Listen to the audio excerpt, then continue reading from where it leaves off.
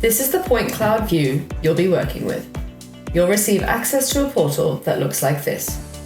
To start navigating, rotate the model around your cursor using the middle mouse button. To move around, hold the left mouse button and drag in any direction: left, right, up, or down. To zoom in and out, scroll with the middle mouse or hold the right button and drag up or down. Over here, you'll find the dataset layers available in your project. The point cloud is the main dataset we typically provide. You can toggle it on and off using this checkbox. There's also a topographic survey layer included. You can turn that on and off as well and view the underlying drawing we've supplied. Depending on the job, you may also see 3D pipes or meshes. Toggle these on to explore them alongside the scan bubbles.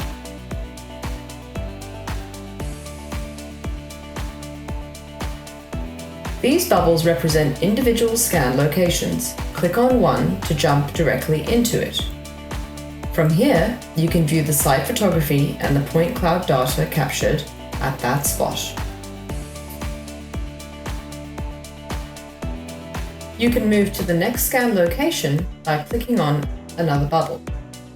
Use the navigation tools to inspect as many locations as you like.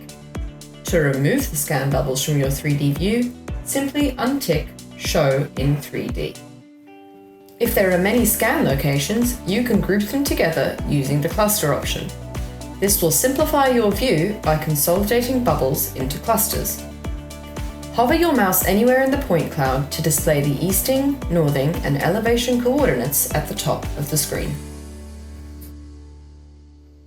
If you want to save a specific view, like this pipe, go to the left panel under Datasets and select the Bookmarks tab.